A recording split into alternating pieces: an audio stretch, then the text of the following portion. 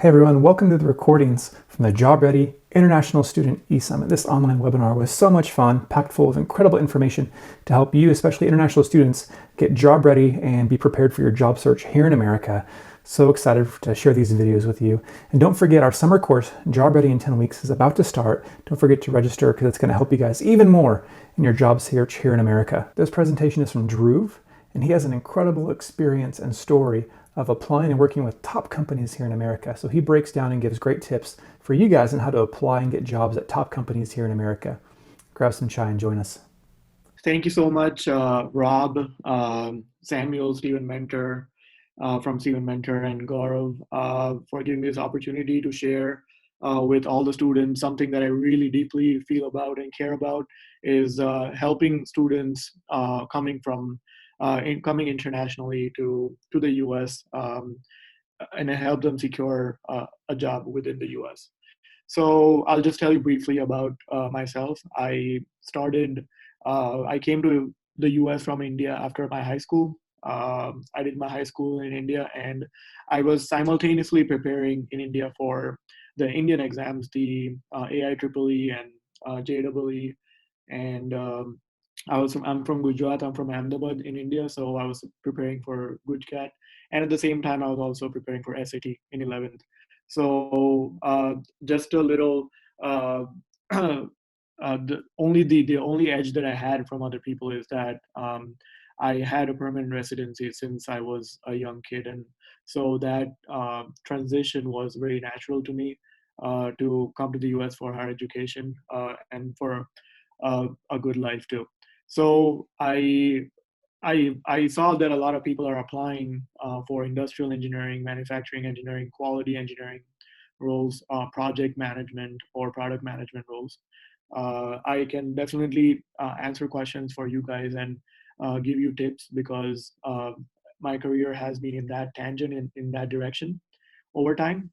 I did my bachelor's in mechanical engineering from New Jersey Institute of Technology, and I did a minor in applied mathematics. I was undecided initially, but mechanical engineering was something that I really have a strong fit for because I grew up, in a family business of manufacturing subcomponents, from manufacturing gas compressors, piston cylinders, with raw materials ranging from gunmetal, copper, hard steel. All of these going on in my father's factory just piqued my interest.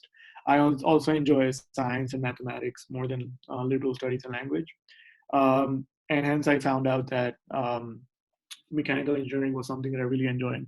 I know that a lot of international students think that because of the ITAR restrictions, mechanical engineering, aerospace engineering, these kind of roles are strictly limited to US citizens. And so a lot of people try to go into IT and CS roles or data analytics, machine learning, business analytics. They try to pivot to these kind of roles because they feel the limitation in this field. But I just want to tell them that there is a lot of opportunities in robotics. The combination of ML with with mechanical engineering instruments. So I think this is definitely a good idea. It's definitely a good idea to pursue mechanical engineering or mechatronics on that note.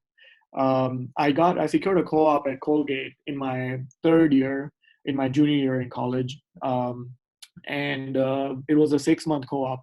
So I know a lot of students are coming to the US for masters more than for bachelors. Samuel and Gabriel were kind enough to guide us about coming over even for they're doing bachelors here as international students, and I think they're doing great and they're wonderful tips.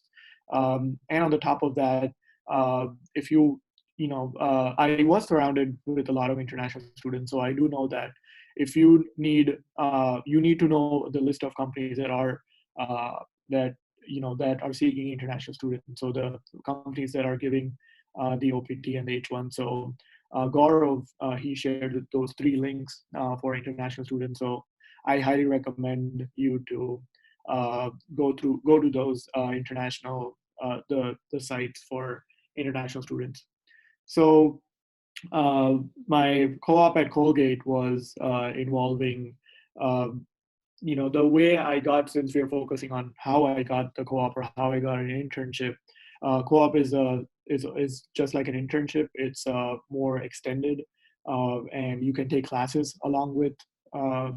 You can. I took about 12 credits, which is 4 classes, and a full-time co-op, which is 40 hours a week.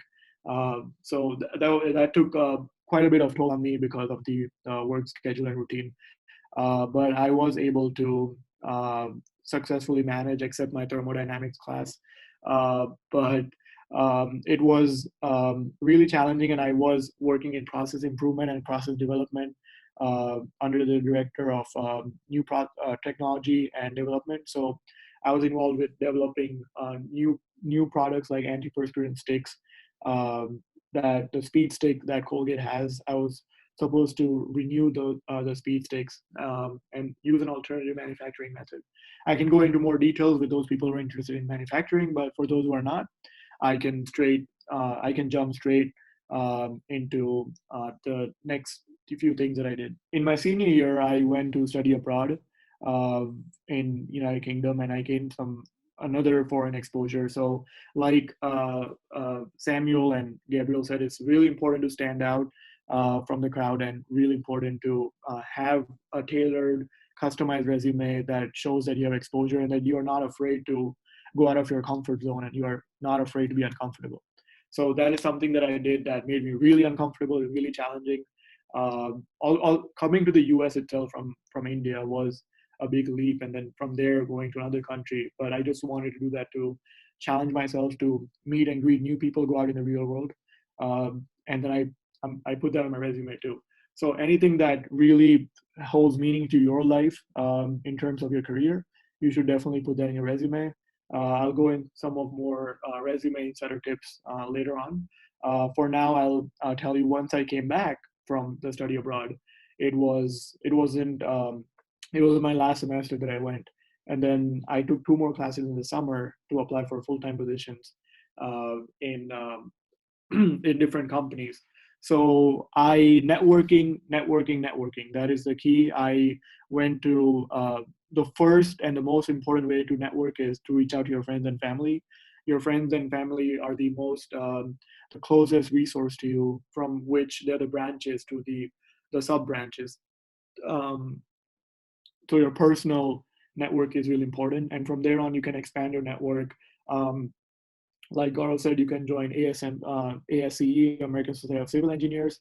I was the president of American Society of Mechanical Engineers, in which I led some 3D manufacturing initiatives and some other cool initiatives. And then I put that on my resume, because when I was in my undergrad, I did not have a lot of stuff in my resume. I only had things that were like projects, like academic projects or internships that I can showcase. So it's important to have a one-page resume, which clearly has your name, your information, your phone number, uh, email address. I usually do not put in my address, because my location address, because I'm willing to relocate across the United States, and that might give uh, you know that might tell people that I'm employers might get a little nervous that you are not confident to go out of your comfort zone. So that's why I do not put it. But if you want to stay in that state, then you're more than welcome to. And then education, your bachelor's and your master's, your skills and leadership, and then the most important is your professional experiences, and then academic projects. So this is how I tailor my resume. It's important to use a STAR format. STAR format is situation, task, action, result.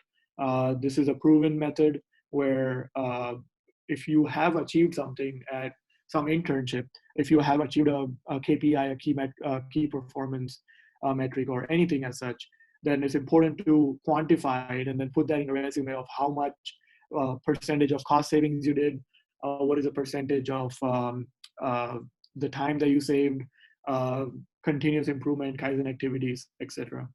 So I got my job at TCS North America after my undergrad, and that was through career fair. So career fair is like the gateway to the job process. Career fair, the spring career fair, the fall career fair. You have one in spring and one in fall, and in the summer too. So it's really important to dress up well, uh, have printouts of your resume, go up to the employers, and then talk to them, and like have an elevator pitch with you. Which an elevator pitch is a pitch that you uh, would tell someone when you are in an elevator, and uh, you're trying to impress them within like about 1 or 2 minutes. I'm just seeing some people who are asking me some questions. Please help me to choose a state opportunity. I will definitely get back to you guys at the end of my presentation, so please be patient with me over here. So I got my offer. I had multiple rounds of internship. I sorry, multiple rounds of interviews with different companies. I was rejected by so many companies, and it's so important to be resilient. I interviewed with ExxonMobil. I interviewed with Procter and Gamble, which is in consumer packaging goods. I interviewed with Colgate again, but there was no full-time position at Colgate. Otherwise, it's really useful if you have an internship or a co-op to convert that internship to have the end goal in your mind that I have this internship, I have this co-op, and I want to convert it into a full-time position. It's important to convey that to your manager, your direct supervisor, that this is your end goal, this is your objective, and this is how much you want to achieve out of your internship experience. Um, so unfortunately, I did not have a full-time open position from Colgate at that time. So I had to apply to other positions, and then I came across TCS and Cognizant. They are Indian companies, but it's, as you see, I was not I was one of the two Indian people. Everyone else, it's TCS North America is really diverse, and as you can see in the picture. So um, I joined in as an engineering consultant, and I was placed in my client site, which was Johnson and Johnson Medical Devices. Uh, I worked there in plant quality assurance and manufacturing. So I did not know that this was going to be, as a mechanical engineering quality assurance. You have options to go into industrial engineering stuff, manufacturing, HVAC, robotics. So these are all the fields that you can go into. And I was pretty open-minded, so I got destined to be to go into medical devices. And there onwards, my journey in medical devices started on, and I started falling in love with class 3 medical devices and uh, how to reduce the failure modes in medical devices, how to improve the quality of equipment, facilities, and all sorts of things. Um, I can go more into my job details, but but for those people who are interested, feel free to message me on my LinkedIn. I can go over my job details, but for this presentation, we'll just focus on how to apply to top companies and um, seeking jobs. So since I was in a unique position to navigate my career in a lot of different ways. I wanted to pursue higher education in management. I wanted to be an engineering leader. And so I pursued Master of Engineering Management at Duke. And I really was aspirational about going to a good university where I can get a lot of resources, a lot of competitive environment. Duke uh, is a very collaborative university, more so than competitive. And I got to learn more about product management, business development, and consulting in that university. I Most of the students from the MEM program, Soundarya was in the management science and engineering program. A lot of people I know, product management is very popular, business development, data analytics. So anyone who wants to go into these fields or fintech or medtech should definitely look into engineering management or an MBA for that reason. An MBA gives you even more exposure, but it needs a good GMAT score and slightly more experience than an MEM degree. I will move on to, so I already spoke about the viable future options, which is to go into consulting, operations, supply chain, quality, business development. strategy, analytics. It's really important to know about one class that I took that really resonates with me is competitive strategy at Duke. And no matter where or what profession you are in, it's really important to read the news, the current updates about that company on Google or wherever before you interview. Look at the current strategy of the company, where it's heading into, what is the merger and acquisition of that company. Has it tried to acquire a company, or has been acquired by another company? Um, what is the sustainable strategy of that company? So all of these things are really important to do a little bit of research on the company history before an interview, and just be confident enough to showcase them to your prospective employer. So like so many people here emphasize the power of referrals. So I know a lot of things that all of us are talking about are very similar, because it is very similar for a reason, and that's because this formula actually works. So not only do large companies offer referral bonuses, but many people team consider internal referrals a top source of talent. Reach out to people you know, rekindle a relationship with an old coworker, or make friends with someone who works at the company you want to target. It's important to not sound desperate and not reach out to them. You can send out a cold email. And recently, in 2020, I think in the next 10 years, LinkedIn LinkedIn is going to be the most powerful networking tool. As a LinkedIn Premium member, you get 5 email credits per day. You should utilize them. And recently, LinkedIn was kind enough to give out free premium membership to students because of the entire COVID-19 situation. So a lot of people took benefit from that. LinkedIn Premium also gives you access to a lot of analytics and resources that you can benefit from. And a lot of one trick I used when I was applying to Amazon was the recruiter. A lot of recruiters recently at Amazon, they are posting a lot of comments. They're posting a lot on LinkedIn about open positions and how they're hiring for an operations engineer, the role I was looking for people who want to go into CS and IT, AWS roles in the West Coast and Seattle area. So there are a lot of these positions, and then people comment on there and then share their resume, send them a connect request. And I know it's just a road of the mill process, that there's a standard protocol procedure that you have to follow. But trust me, it's not a shortcut, but you do get good results at the end if you wait for it. So also, there's this 10-second rule I'll go a little bit in the resume search and the resume tips. So most of the applicant tracking systems, the ATS, learn a lot about ATS, and then how it's codified to take in your resume or read out your resume based on what the company requires.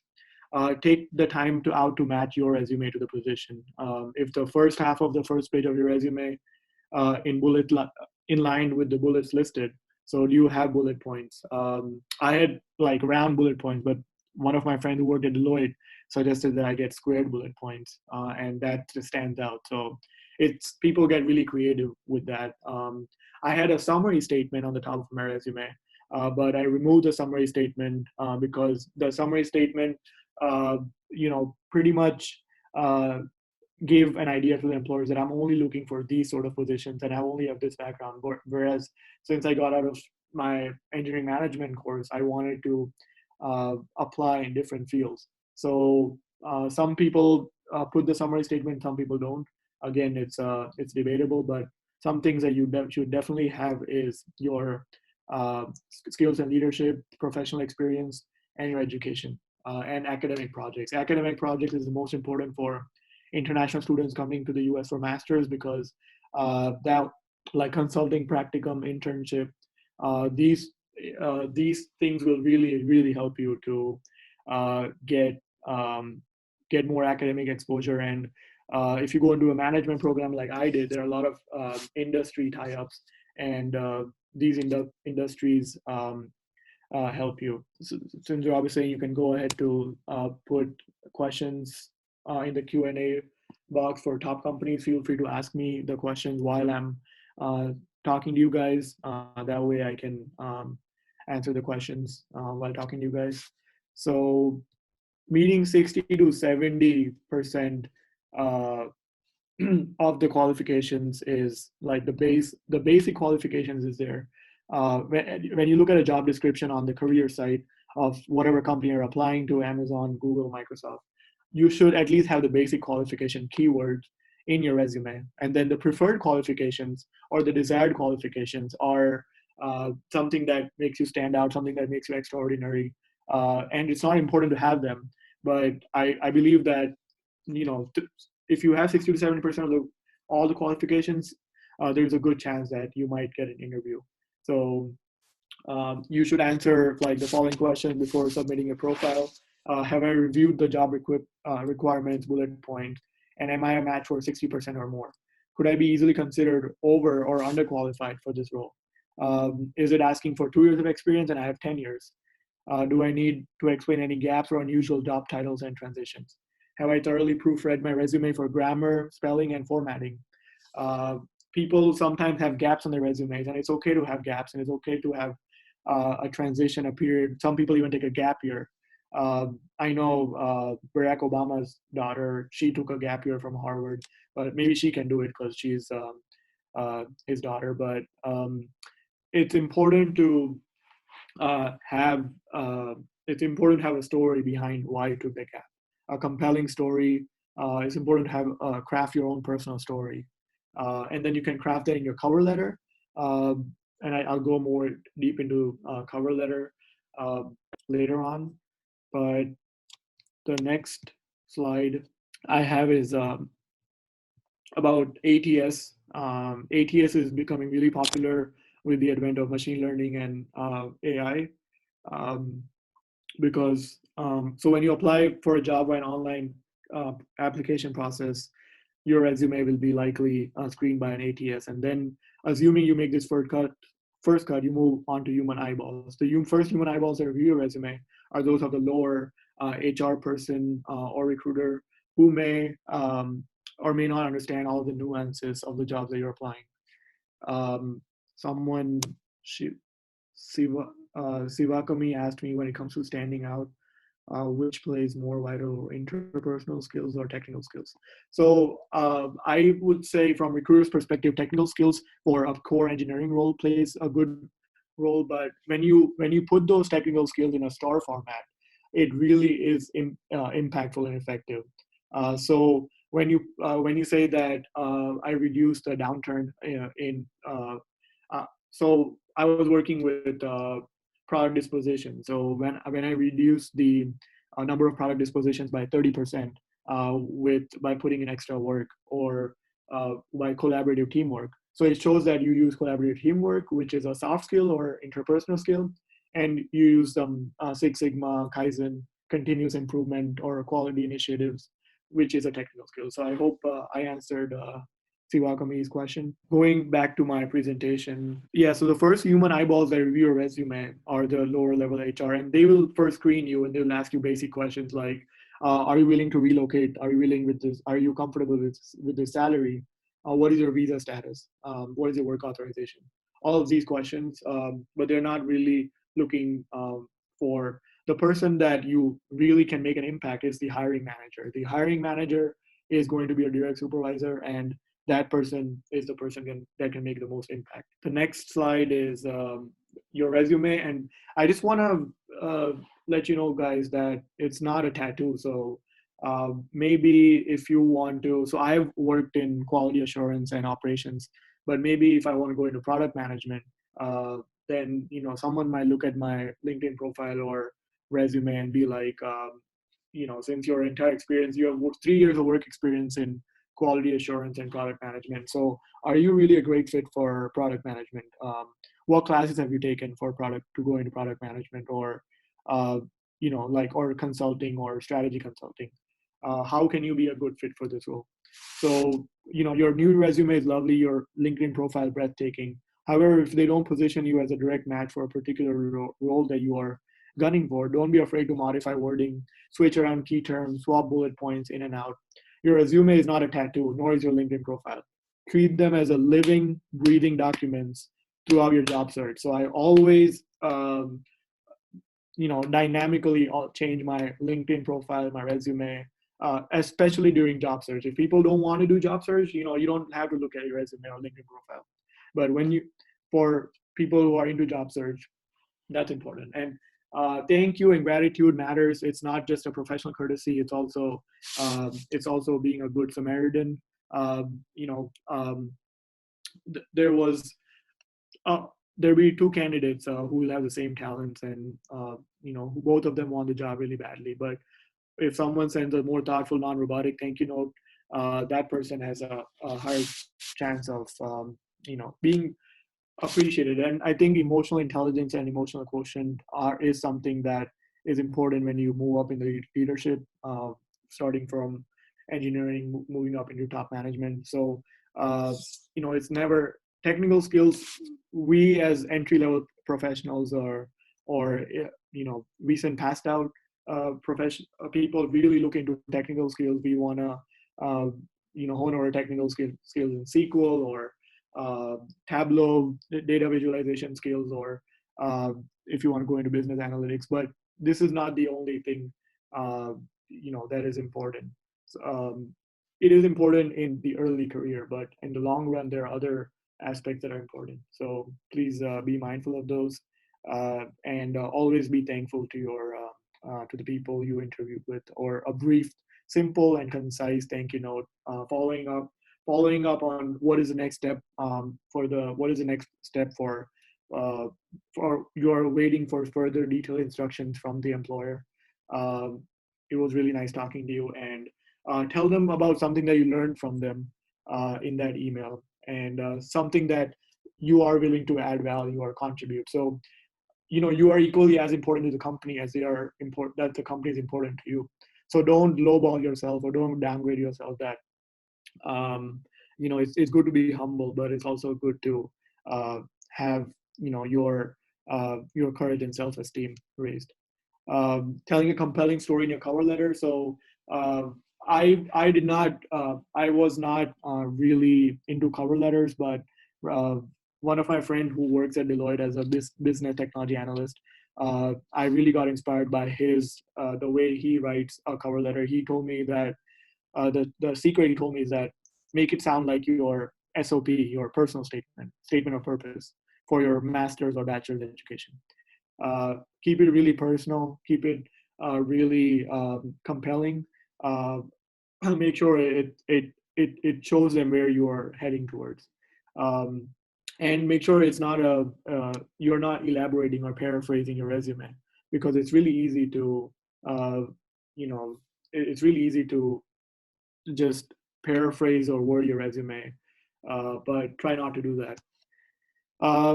How to get your resume past the system and into human hands.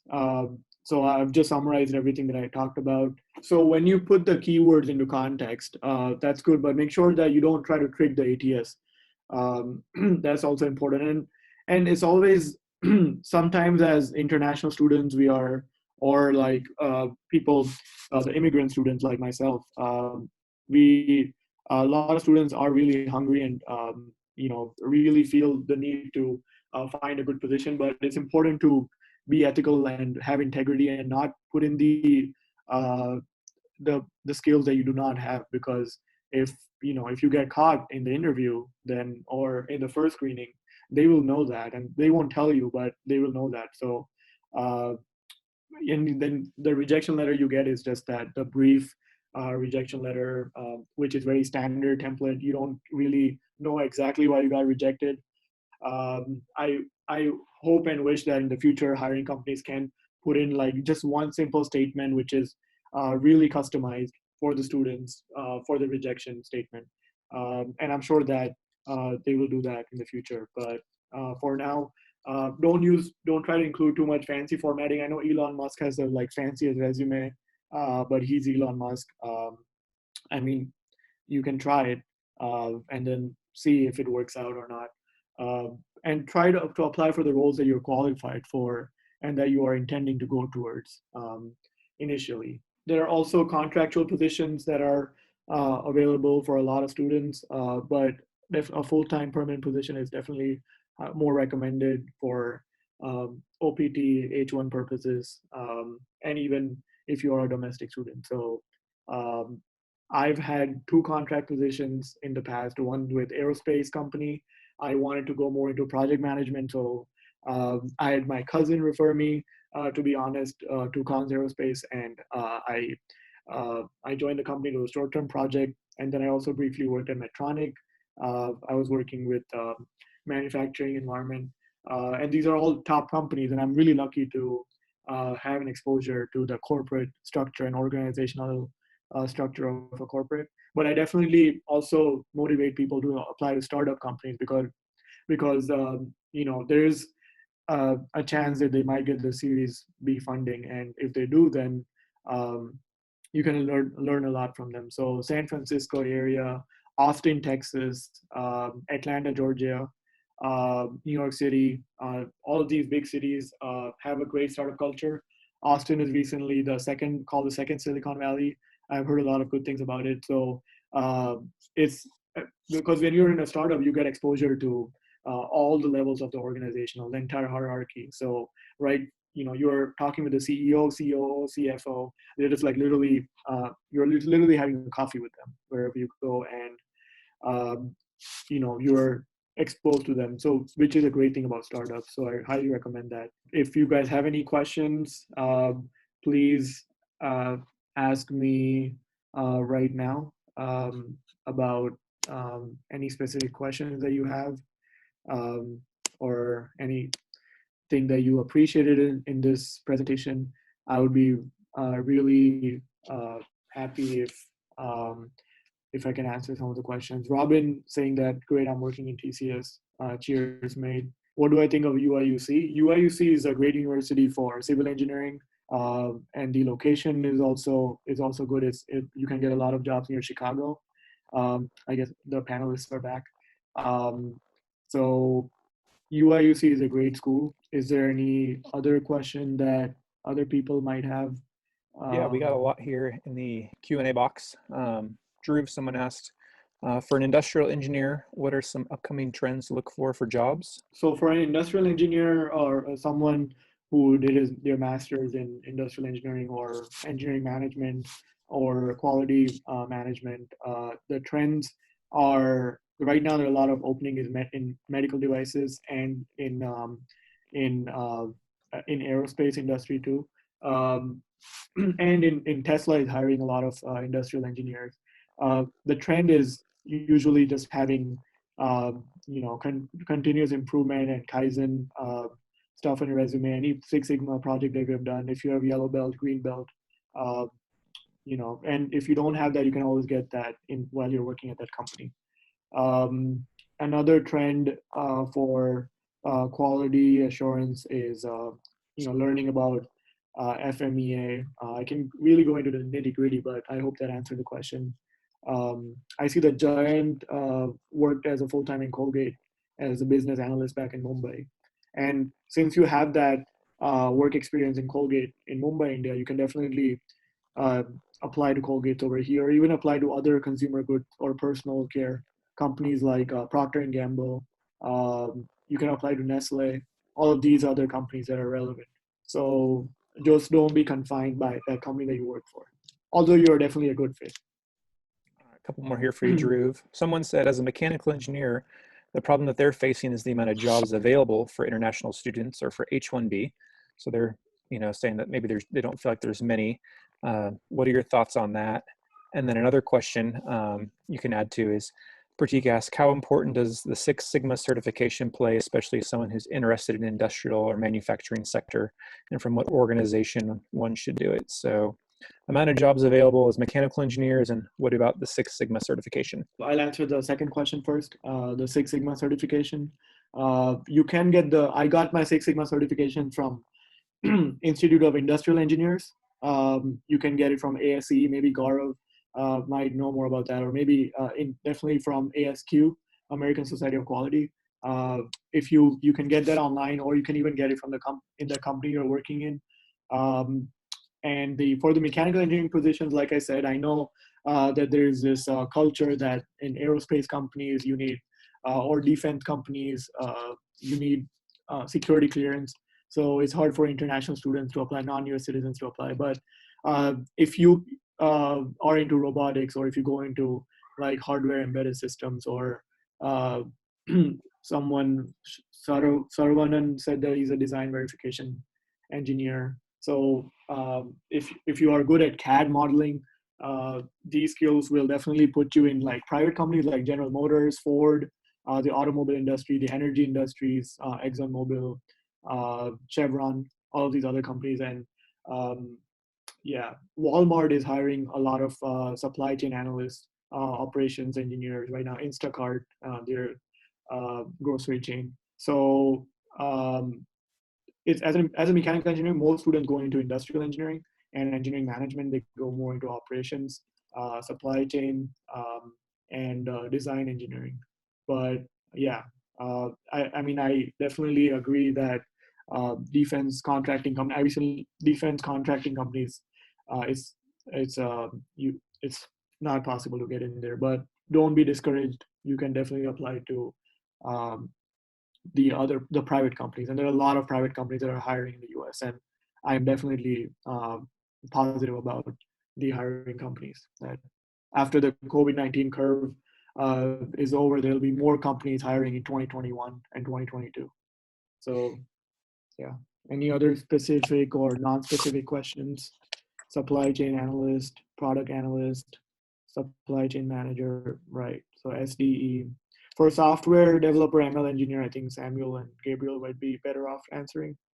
Business analyst, data analyst, for these kind of positions, important to three things that I say would be SQL, data visualization tools like Tableau, Power BI, Python would be very useful to go into for the hard skills. So someone asked, Dhruv, what makes the resume more readable by humans and robots? You talked about your resume. So they asked, what makes the resume more readable by humans, but also the ATS robots?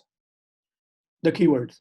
So the keywords that like the hard skills that I mentioned makes also the action verbs. So whenever you have your resume, the bullet points should always start with action verbs. That is what I was told by a lot of people that do career services. Like I managed a team of these people, or I led a team, or um, I collaborated with this team. So it shows that you are strong, and it shows that you are confident. And also, like, what was the situation, task, action, and what result did you achieve? Like I said earlier.